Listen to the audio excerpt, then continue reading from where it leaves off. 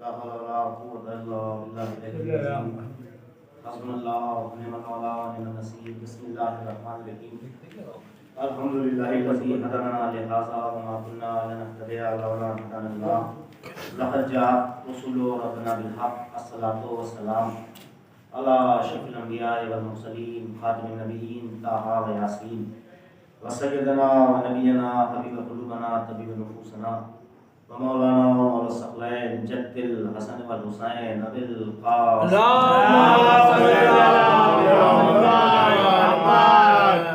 وعلى بيته الطيبين الطاهرين المعصومين المظلومين المنتخبين المنتجبين ولعن الله ولاداتهم وقتلة حقوقهم ومنكر فضائلهم ومصائبهم وشجاعتهم وسخاوتهم وعظمتهم وعطشهم أجمعين من ليلنا هذا إلى قيام يوم الدين أما بعد فقد قال الله في كتابه المبين وهو أصدق الصادقين والقرآن المجيد والفرقان الحميد بسم الله الرحمن الرحيم كل نفس ذائقة الموت صلوات اللهم صل على محمد.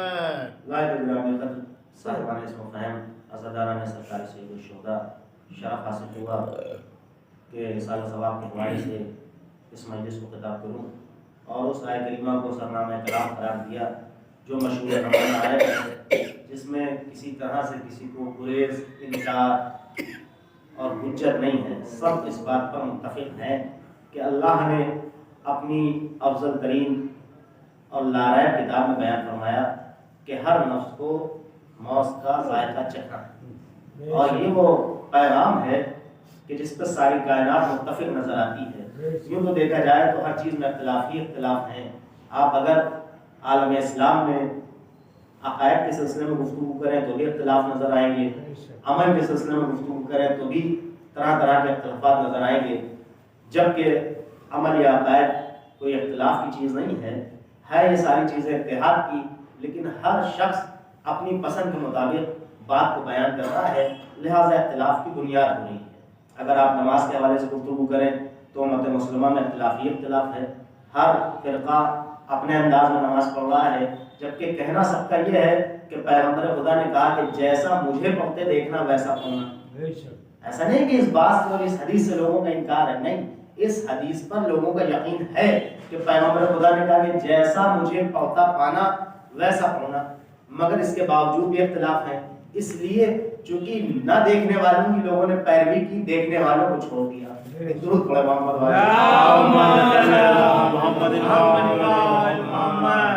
اختلاف ہے, لیکن موت اس تذکرے کا نام ہے کہ جہاں سب متفق نظر آتے ہیں. کوئی یہ نہیں کہتا کہ نہیں صاحب آپ کے قبیلے میں موت کا تصور ہے, ہمارے یہاں کوئی نہیں مرے گا. نہیں, چاہے وہ کسی مذہب سے تعلق رکھے, چاہے وہ کسی علاقے سے تعلق رکھے, چاہے وہ کسی بھی انسان کی پیروی کرنے والا ہو, چاہے وہ کسی بھی ذریعے سے ہو, لیکن سب کو یقین ہے کہ ہاں موت آنی ہے. اور موت کے بعد تصور ہے کہ صاحب ہم اصال ثواب منعقد کرتے رہتے ہیں. آپ دیکھیں کہ اصال ثواب کی جہاں تمام فضیلتیں معصومین نے بیان فرمائی, وہیں میں آپ کے سامنے ایک درود پڑھے محمد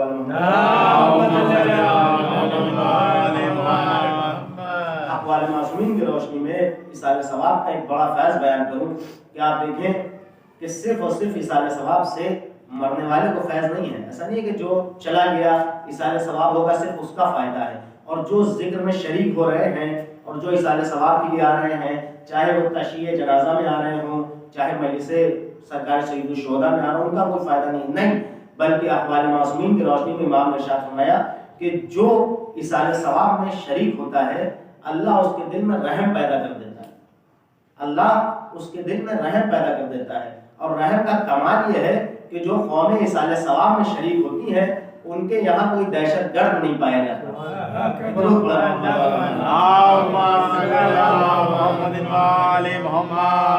اصال ثواب میں شریک ہوتے ہیں اس قوم کے یہاں آپ کو دہشت گردی نہیں ملے گی, اس لیے کہ جب ہمیں کسی کے اصال ثواب میں ہم شریک ہوتے ہیں تو اس کا مطلب ہمارے دل میں رحم ہے, ہمیں اس سے انسیت ہے, ہمیں اس سے محبت ہے. ہمیں کیونکہ کسی ایک کے یہاں انتقال ہوا اور لوگوں کا اکٹھا ہو جانا اس بات کی دلیل ہے کہ جانے والا ایک شخص تھا, پریشان صرف اس کے گھر والے تھے, لیکن سب کو اس سے محبت تھی, سب شریک ہوئے. اب آپ ساری کائنات پر غور کریں تو تو آپ کو یہ بات سامنے سامنے ظاہر نظر آئے گی، اور اس میں کسی کی کوئی جو ہے دلیل یا ثبوت کی ضرورت نہیں ہے کہ جو قوموں کے یہاں ایصال ثواب کا یہ طریقہ نہیں ہے، دہشت گرد انہی کے پائے جاتے ہیں، اور جو فرش ازا سے جڑے ہیں وہاں دہشت گرد نہیں پائے جاتے۔ درود پڑھ کے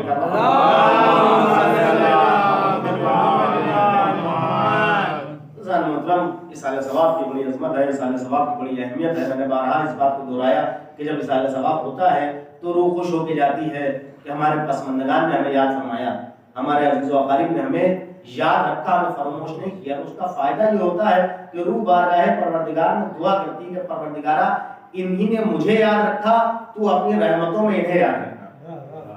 ایسا نہیں ہے کہ کوئی دنیا سے چلا گیا تو ہمارے مرحومین، ہمارے والدین وہ اب ہمارے لیے کسی کام کے لیے نہیں رہے، نہیں، بلکہ وہ اپنے اس دنیا سے جانے کے بعد بھی ہمارے لیے باعث نجات ہیں، باعث رحم ہیں، اور ذریعہ رحمت پروردگار بنے ہوئے ہیں۔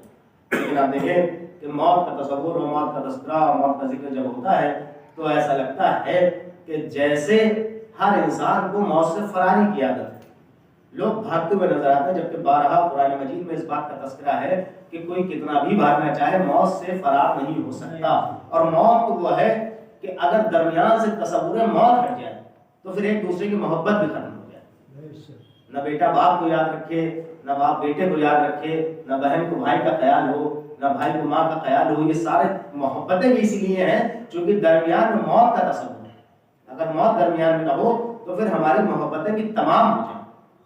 یہ محبتیں موت کی وجہ سے، اور امام ارشاد فرماتے ہیں کہ پروردگار عالم نے، جناب امیر کا مشہور ترین قول ہے کہ امام نے ارشاد فرمایا کہ اللہ نے موت کے لیے یہ نہیں کیا کہ موت کا وقت معین کر دیا ہو کہ معلوم ہو کہ آپ ان کو 60 سال کے بعد موت آنی ہے، 70 سال کے بعد موت آنی، نہیں، بلکہ یہ قرآن نے بیان فرمایا کہ موت تمہیں اچانک آ جائے گی۔ ایک شخص نے جناب امیر حضرت علی بن ابی طالب علیہ السلام کہ مولا اکثر یہ بات مشاہدے میں ہوتی ہے کہ کوئی شخص ہے جس کا جنازہ ہماری نگاہوں کے سامنے ہے اور اس کی آنکھیں کھلی ہوئی ہیں، اور ایک ایسا شخص ہے جس کی آنکھیں بند ہیں۔ امام نے ارشاد فرمایا سنو، جس کی آنکھیں کھلی ہوئی ہیں اس کو موت نے اتنی مہلت نہ دی کہ آنکھیں بند کر لیتا، اور جس کی آنکھیں بند ہیں اسے موت نے اتنی مہلت نہ دی کہ آنکھیں کھول لیتا۔ یہ ہے موت کی حقیقت۔ لیکن امام نے ارشاد فرمایا کہ سنو، مومن کے لیے یہ شرف اور یہ فلسفہ ہے کہ مومن کے لیے موت ایسی ہے کہ جیسے کاٹے بڑے درخت کے درمیان سے کوئی گلاب توڑتا ہو، اور منافق کے لیے موت ایسی ہے کہ جیسے کوئی ریشمی لباس، کوئی ریشمی کپڑا کاٹے بڑے درخت پر ڈال کر کے کھینچا جائے۔ یہ ہے موت کا الگ الگ منظر۔ یہ منظر اس لیے ہے کہ جس کے دل میں عشق جناب امین ہے پھر وہ موت سے گھبراتا نہیں ہے، بلکہ وہ یہ کہتا ہوا نظر آتا ہے کہ موت مجھ سے آ ملے یا میں موت سے آ ملے۔ درود پڑھے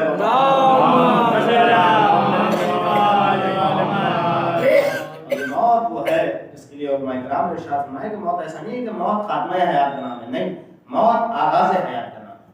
اللہ نے یہ زندگی اس لیے عطا کی کہ اس کے میں ہم تمہیں امتحان کے ساتھ آزمائیں، تاکہ تمہیں وہاں کی جو زندگی ہے جو اس کے بعد ہمیشہ ہمیشہ قائم اور دائم رہنے والی زندگی ہے، اس میں ہم اس امتحان کے ذریعے تمہیں اجازت دیں اور داخلہ دیں۔ یہ درمیان میں اس لیے یہ 70 سال، 80 سال، 50 سال کی زندگی دی گئی تاکہ اس میں ہم تمہیں امتحان میں آزمائیں۔ اور امتحان صرف ایسا نہیں کہ امتحان صرف ہمارا ہے، نہیں، بلکہ قرآن واحد ہے، قرآن قول بنا ہوا ہے، دلیل بنا ہوا ہے کہ اللہ نے نبیوں کے ذریعے سے بھی امتحان دیا، اور جس نے اپنے امتحان میں جیسا کام انجام دیا اسے وعدہ، عہدہ اور منصب ملا۔ اگر امتحان میں جناب ابراہیم کامیاب ہوئے تو اللہ نے عہدہ امامت عطا کر دیا۔ روز بڑا محمد بس محترم، موت کا تصور ہے، اور موت کے سلسلے سے تمام بیانات پیش کیے جاتے ہیں۔ انسان یہ سمجھتا ہے کہ موت خاتمہ حیات کا نام ہے، جبکہ حقیقت یہ ہے کہ موت آغاز حیات کا نام ہے۔ موت ایک اور زندگی میں داخلے کا نام ہے، لیکن درمیان میں یہ زندگی اس لیے ہے کہ تم وہ کام انجام دو کہ جس کے ذریعے سے تمہیں ہم وہ زندگی عطا کریں جو ہم چاہتے ہیں۔ اور ایسا نہیں کہ اللہ نے عبث بنا کے ایسے ہی چھوڑ دیا، نہیں، بلکہ اس زندگی کو گزارنے کا جو کانسیپٹ بیان فرمایا، وہ دین جسے دین اسلام کہا جاتا ہے، جس کے لیے پیغمبر خدا نے مشقتیں کی، اور ایک ایسا دین ہمارے سامنے پیش کیا کہ جس کی کوئی نظیر نہیں ہے، اور جو دین اتنا عظیم ہے کہ خود خالق کائنات کہہ رہا ہے کہ ہمارے نزدیک اگر کوئی پسندیدہ دین ہے تو وہ دین اسلام۔ اور اگر آپ دین اسلام پر غور کریں تو دین اسلام میں دو چیزیں اہم ترین، دو چیزیں ہیں، ایک کا نام ہے عقیدہ اور ایک کا نام ہے عمل۔ جنت اسی کو ملے گی جس کا عقیدہ بھی درست ہو اور جس کا عمل بھی عمل صالح ہو. نہ صرف عقیدے والوں کو جنت ملے گی، نہ صرف عمل والوں کو جنت ملے گی.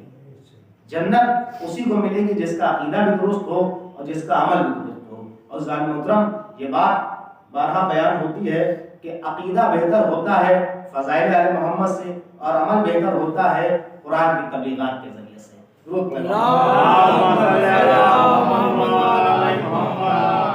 جو چاہتا ہے وہ جنت کا حقدار ہو جائے تو اس کے لیے ضروری یہ ہے کہ وہ فضائل اہل بیت سے جڑا رہے، محبت جناب امیر اپنے دل میں بسائے رہے. لیکن آپ دیکھیں گے صرف اور صرف محبت اہل بیت کے ذریعے سے ہی نجات نہیں ہے، بلکہ محبت اہل بیت کا حق یہ ہے کہ انسان اگر اہل بیت سے محبت کرے تو اہل بیت کی تعلیمات پر عمل کرتا ہوا بھی نظر آئے.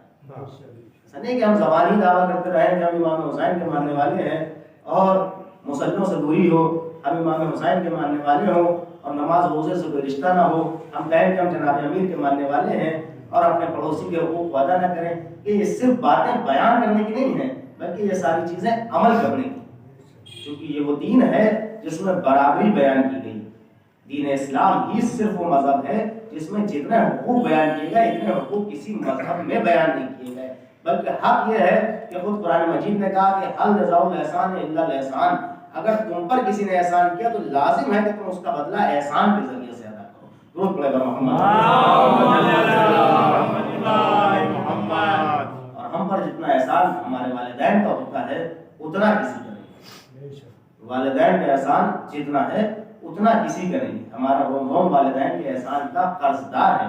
اور اسی لیے خود چھٹے امام محمد جعفر صادق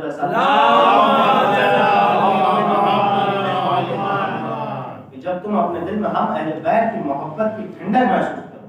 اب دیکھیں کیا عظیم جملہ امام نے ارشاد فرمایا کہ جب اپنے دل میں ہم اہل بیت کی محبت کی ٹھنڈک محسوس کرو تو اپنی ماں کے حق میں دعا کرو.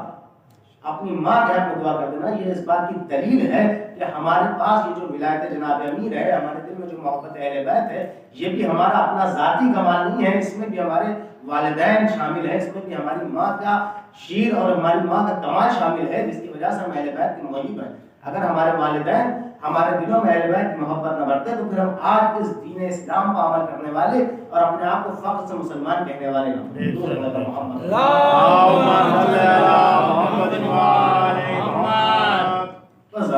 وہ دین وہ مذہب جسے دین اسلام کہا جاتا ہے، اس میں حق بیان کیے گئے. جس کا جتنا حق ہے اس کا اتنا مرتبہ ہے.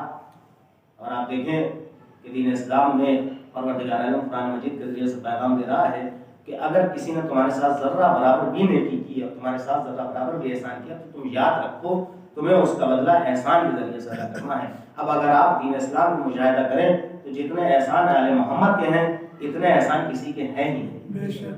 اگر آل محمد نہ ہوتے تو آج کوئی نماز روزے کا ذکر کرنے والا نہ ہوتا. اگر آل محمد نہ ہوتے تو دینداری کی باتیں نہ ہوتی. اگر آل محمد نہ ہوتے تو یہ مسجدوں سے اللہ اکبر کی صدائیں نہ ہوتی. لیکن اگر آپ غور کریں کہ اتنے احسان کے بعد امت مسلمہ نے آل محمد کو کیا دیا. تاریخ گواہ ہے کہ پیغمبر خدا نے قلم و کاغذ مانگا، امت مسلمہ نے انکار کر دیا. شہزادی خانین نے اپنا حق مانگا، امت مسلمہ نے انکار کر دیا. امام حسین 6 مہینے کے بچے کے لیے میدان کربلا میں پانی کا سوال کرتے رہے لیکن پانی نہ ملا، بلکہ روایت کربلا کہتی ہے کہ 3 بھال کا تیر جوڑ کر کے چلہ کمان میں جناب یسر کی جانب دوایا. اللہ اکبر. ہاں زداران مظلوم کربلا سوائے ہمیں اہل بیت اطہار کی. یقیناً جب کسی ایک شخص کا انتقال ہو جاتا ہے تو سب کے دل مایوس ہو جاتے ہیں، لیکن تمام قبیلے والے، تمام علاقے والے اس کو ڈھارس دیتے ہیں، اس کو تسلی و تشفی دیتے ہیں کہ تم پریشان نہ ہونا، ہم وقت مصیبت تمہارے ساتھ. اور یہی باتیں سال ثواب کی مجلسوں میں بیان کی جاتی ہیں. لیکن جن سے ہمیں یہ تعلیم ملی، جنہوں نے ہمیں یہ طریقہ بتایا، ان کے لیے روایت کہتی ہے کہ کربلا کے میدان میں کوئی امام حسین سے یہ کہنے والا نہ تھا اے حسین ابن علی تمہارا علی اکبر مارا گیا، ہم تمہارے ساتھ. اے حسین ابن علی تمہارے عباس کے بازو کاٹے گئے، ہم تمہارے ساتھ. ہاں زداران مظلوم کربلا خدا کوئی غم نہ دے سوائے ہمیں مظلوم کربلا کی. تاریخ کہتی ہے کہ کربلا کے میدان میں وہ منظر بھی تھا کہ جب امام حسین پشت فرس پر تنہا تھے، دائیں جانب کے نیزے بردار دائیں جانب سے نیزے چبوتے تھے، بائیں جانب کے نیزے بردار بائیں جانب سے نیزے چبوتے تھے، اور کس طرح سے امام حسین پشت فرس سے زمین کربلا پائے، کہ روایت کہتی ہے کہ حسین کربلا کے میدان پہ زمین کربلا نہ آ سکے بلکہ جسم اتھر تیروں کو معلق ہو گیا۔ امام حسین کے جسم اتھر تیروں کو معلق ہو گیا، شمر ملون کا خون خنجر چلا۔ تاریخ کہتی ہے کہ امام نے ایک مرتبہ اپنے جسم کو قوت دی اور جسم کے اوپر زور دیا تو ایک طرف کے تیر دوسری جانب بے وسط ہو گئے۔ حسین نے سرزمین کربلا پاک میں سجدہ کیا، شمر ملون کا خون خنجر چلا، سر و تن میں جدائی ہوئی، فرات کا پانی نیزوں میں چھلنے لگا۔ تاریخ کہتی ہے کہ ایک مرتبہ مولا سید سجاد نے جب خیمے کا پردہ الٹا تو کیا دیکھا؟ بابا کا سر نوک نیزہ پہ کلام الہی میں گفتگو کر رہا ہے، اپنے سر سے امامے کو پھینک دیا۔ اے پھوپھی اماں ہم یتیم ہو گئے، اے پھوپھی اماں بابا ہمارے۔